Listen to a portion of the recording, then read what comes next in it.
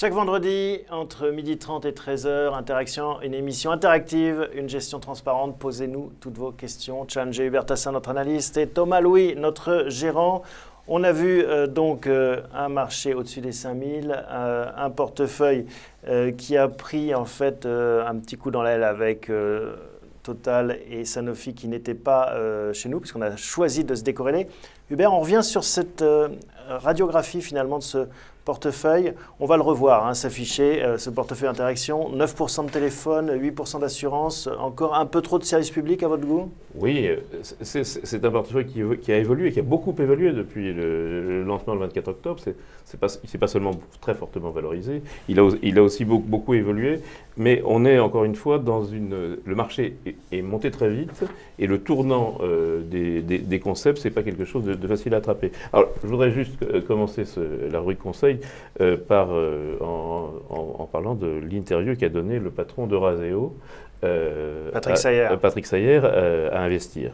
Et il a dit une chose, il a dit qu'il serait criminel de ne pas investir en ce moment. Donc c'est ce qu'on dit, taux bas, reprise américaine, dollar fort, etc. Donc ça nous donne quand même du courage. On a un taux de capitalisation des bénéfices qui est de l'ordre de 15 fois, contre plus de 17 aux États-Unis. Donc on est quasiment au prix du Japon, et donc tous les calculs théoriques montrent une sous-évaluation des valeurs européennes. Donc la question, on est au bon endroit dans les valeurs européennes. Après, c'est pas un long fleuve tranquille quand même. Parce que c'est le titre de cette émission, n'est-il pas trop tard pour investir en bourse? Donc votre réponse, on l'a compris, c'est non. Je suis Patrick Sayer et je dis non. Bon, alors maintenant, c'est tout l'enjeu de cette rubrique, gestion. Est-ce qu'il y a des arbitrages à réaliser? Alors, il y a d'abord l'actualité des valeurs qui sont en portefeuille. Donc on a parlé de Lafarge, qui est une affaire un peu compliquée, puisque c'est une affaire de capitaliste et on ne connaît pas le directeur général. Et donc, comme disait Thomas, on essaye de suivre des managements, et là, on est un peu dans le flou. D'Orange qui est peut-être à son prix. Bon, peut-être, je dis bien. Eurotunnel, résultat record, on avait raison, mais on a aussi raison d'alléger, parce que maintenant, la messe est dite. On a vendu la nouvelle. C'est vraiment ça, on a vendu les nouvelles. Deleuze, qui est un des grands paris, donc qui est un distributeur américain et belge, opérant aux États-Unis aussi, à réunir les analystes financiers. Il convainc, c'est convaincant, c'est cher, mais c'est bien placé à la côte des États-Unis et on garde ce pari d'appréciation du dollar de toute façon.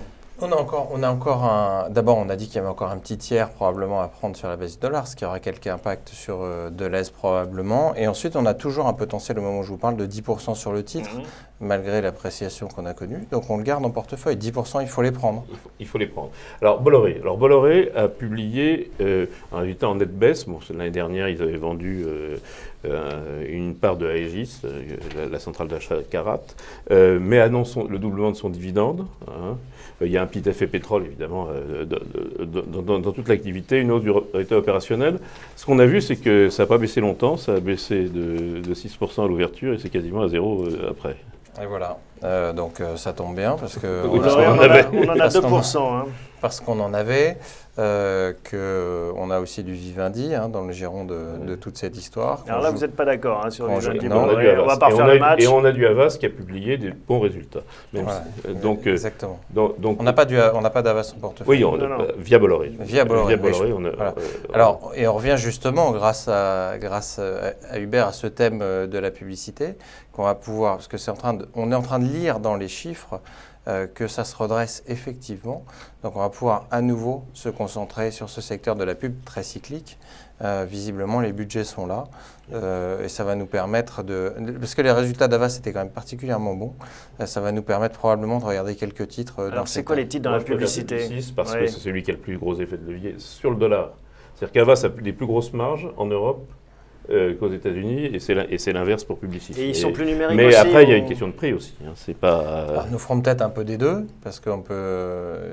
Là, nous, on analyse en ce moment les révisions de bénéfices des deux groupes, et je vous propose d'évoquer cela la semaine prochaine. Pour l'instant, on n'a pas de potentiel. C'est-à-dire qu'en plus du Bolloré, on pourrait reprendre du Havas? Et pourquoi pas? Et pourquoi pas? C'est du beurre sur le beurre, vous allez me dire. Tout est possible. L'événement de la semaine, ça a été quand même l'alerte sur les bénéfices émises par Zodiac. Alors, on Ouais. n'a pas de Zodiac, mais on n'est pas absent du secteur. Et Donc, l'aéronautique. Zodiac, c'est le bon élève. Ça fournit notamment les sièges d'avion. C'est Sigma Aerosite, que si vous êtes dans un avion en général, il y a marqué ça sous votre nez. Ou ça, si vous êtes en première un peu Ou plus Life loin. Jacket, ou un peu plus loin. Mais donc, c'est un bon élève, mais quand même, ça a vraiment secoué très fort, des 15% de baisse sur un très très bon élève comme ça, qui est en plus un groupe familial. Donc, C'est une tout est opportunité, à vendre. peut-être. Est-ce que c'est une opportunité ou est-ce que c'est Un mauvais signal. c'est une idée de regarder des titres sur lesquels on a gagné beaucoup d'argent, hein, qui sont À commencer par Airbus. qui sont Airbus. D'abord Airbus, Thales c'est un peu différent parce qu'il y a l'histoire Voilà, restons sur des avions de Dassault. Alors, restons sur Justement, Zodiac. Nous, la lecture qu'on a des choses aujourd'hui, bon, le titre baisse de 10%. La lecture qu'on a des choses, c'est qu'il se passe ce qu'on craignait sur ce secteur, un goulot d'étranglement. Les fournisseurs n'arrivent pas à suivre le rythme imposé par Airbus. Donc, il va falloir regarder toute la chaîne. Je me souviens d'un article récent sur une valeur peu liquide chère à Uber qui s'appelle Figeac. On va avoir un problème, un goulot d'étranglement véritablement pour toutes ces entreprises qui vont avoir... problème. Figeac, c'est exactement l'exemple. Il y a Figeac et la TCOR qui sont des sous-traitants et qui ont un problème, c'est qu'ils ont des carnets de commandes trop pleins. Et ça, c'est effectivement C'est un problème de riche, ça, non? C'est Non, un en problème de bourse, riche, mais si on a c'est vendu une les avions, il va bien falloir les fabriquer. En bourse, ça s'appelle une crise de croissance. On n'arrive pas et on peut pas délivrer plus que ce que et il faut refinancer. Et pour Pour moi, construire des usines nouvelles, éventuellement. alors oui, et puis pour autant que ça vaille le coup et qu'on ait un carnet de commandes suffisant. Dans le cas de Figeac, il n'y a pas trop de soucis, mais enfin, le patron de Figeac ne va pas non plus tout miser sur un secteur, et en tous les cas sur un client. Il faut faire très attention à ça. On a de l'Airbus sur lequel on a gagné beaucoup d'argent, sur lequel aujourd'hui on a un potentiel qui est assez réduit. Je serais partisan qu'on le vende. De toute façon, c'est vous qui gérez, donc on vend. Exact. Mais Je suis d'accord avec moi-même pour vendre. Je soutiens On vend tout à quoi, fait. tout? On vend toute la ligne d'Airbus. Toute la ligne on peut vendre d'Airbus. la ligne d'Airbus. Il y a un avertissement dans le secteur, c'est pas la peine d'essayer d'être plus malin que les Donc que on les a copains. 3,4% d'Airbus qu'on sort du portefeuille, Alors, qui s'est bien comporté depuis son entrée dans le portefeuille, avec une performance positive.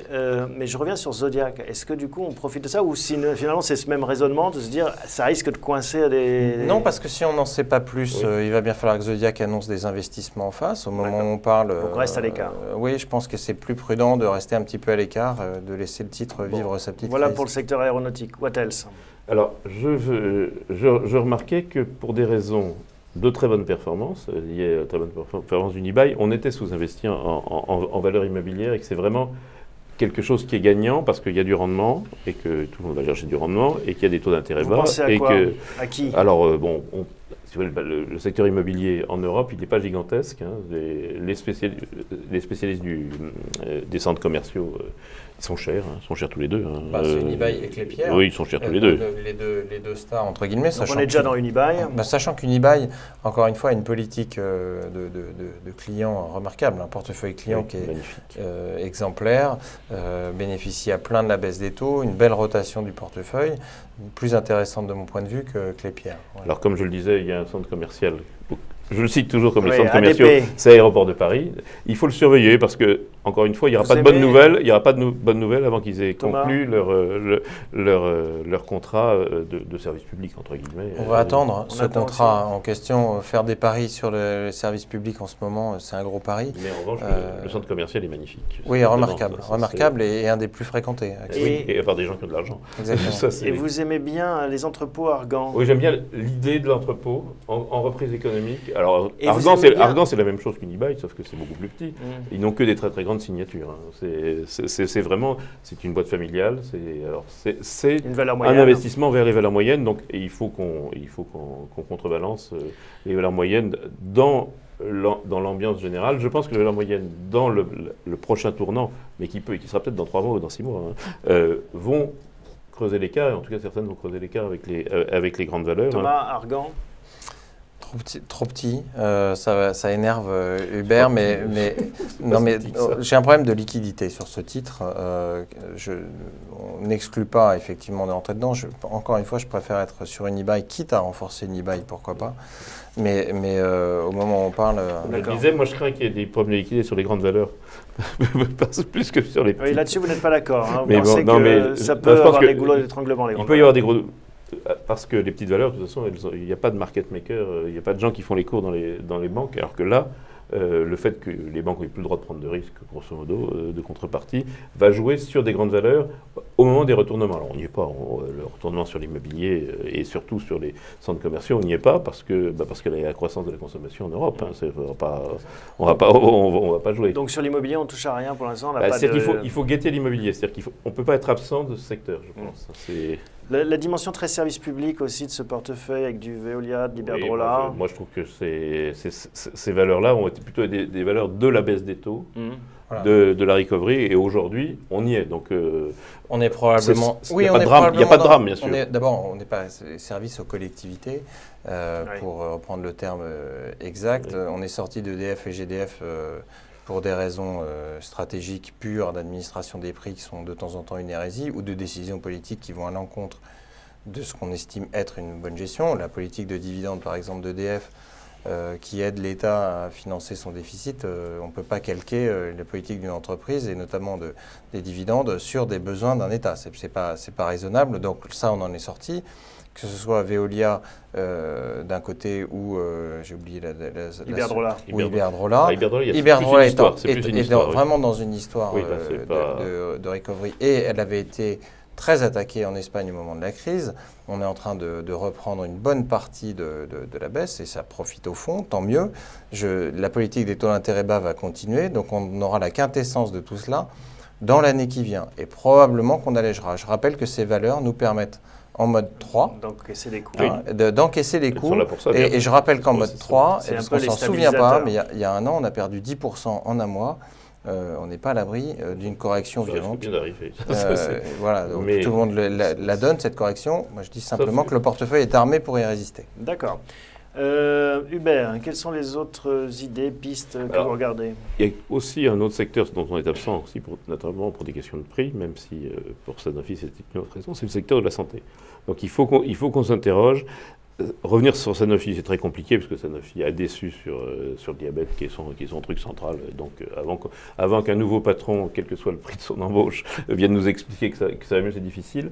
Donc moi, j'aime bien, là encore une petite valeur, petite, une valeur moyenne, qui est Sartorius Stedim, qui, chaque fois que vous faites une prise de sang, c'est eux qui vendent la petite pipette, et donc ils en vendent de plus en plus, que ça c'est un secteur, c'est à la fois du business, alors c'est pas des leviers comme il y a sur les biotech. Hein. Je sais ce que va nous dire Thomas, trop petit. Non, pas du tout. Non, ce serait pas juste pour le coup.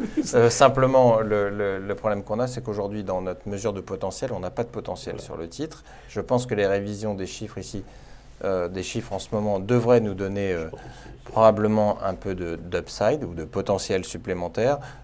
Dès lors que l'inflexion sera marquée, on regardera, je suis assez d'accord avec Hubert, nous avions regardé celle-ci, elle est dans notre scope, et Ipsen, on regarde aussi. J'aime bien Ipsen, comme on a déjà parlé. Alors, une idée qui croiserait santé et immobilier, c'est tout ce qui est Orpea et compagnie. Alors là, c'est de l'immobilier cher. Hein. Oui, c'est de l'immobilier cher. Donc c'est les maisons de retraite. Les maisons de retraite, oui. Très beau parcours. Juste pour dire ce que c'est, pas à Thomas. Très beau parcours, c'est intéressant. On joue quasiment du rendement, c'est assez défensif. Ok, très bien. Je ne vois pas où sont demain les gains potentiels sur les titres. Est-ce qu'on a fait le tour? Est-ce qu'il y a encore des choses à explorer? Juste avant de partir, si j'ose dire, il y a un titre dont on avait parlé au tout début de nos émissions, et dont on attendait le déclencheur de la hausse, lequel, etc. C'est Chargeur. Le catalyseur, c'est Chargeur. Chargeur a publié des résultats qui sont, à mon avis, pas loin d'être le catalyseur. C'est un titre, si on se fixe un objectif, c'est de doubler. Pratiquement, il vaut 6, c'est 10 à 12 l'objectif. Alors, c'est un dossier très compliqué parce qu'il y a des titres potentiels qui vont arriver, et le président précédent est un génie de la finance. Mais là, j'ai le sentiment qu'avec, il n'y a plus de dette, avec un doublement du bénéfice 2014, le catalyseur n'est plus très loin. Alors, il n'est pas très loin. Il faudrait juste que le président soit un génie de l'industrie plutôt qu'un génie de la finance. Il faut juste leur rappeler. Il y a un peu de résultat. Et c'est un titre qui, pour le coup, est intéressant parce qu'on est dans le cycle également. Voilà. Elle fait partie des titres qu'on observe. Hubert a raison. Vous vous rappelez ce qu'ils font, Chargeur, leur métier? Alors, ils font des films plastiques, par exemple. Tous les films plastiques, pratiquement. Absolument. Donc, dans le thème des matières premières qu'on a évoqué et du ça peut bénéfice. être intéressant. Et de la croissance. Et de la baisse du pétrole. On a probablement un titre qui est... On attend juste le catalyseur, comme vous savez. Alors, voilà, je me suis demandé en regardant cette semaine le résultat si on n'était pas loin du catalyseur. Donc, moralité, cette semaine, pour résumer, on vend Airbus. Oui. Et c'est tout. Et c'est tout. On va peut-être renforcer, parce que vendre, on va se retrouver avec trop de cash, et on va peut-être renforcer un ou deux postes, notamment Solvay par exemple, que j'aimerais bien renforcer un peu de chimie, exactement. Rentrer dans le cycle, un des thèmes qu'on a. J'en ai pas parlé, mais cette semaine, à nouveau, Arkema, donc Arkema et Solvay, c'est les deux jumeaux, a publié de très bonnes indications. Peut-être qu'Arkema étant français, il a tendance à plus publier que Solvay qui est de droit belge. Donc vous dites, on vend Airbus, on se renforce peut-être sur Solvay, peut-être une autre ligne, non? Non. D'accord.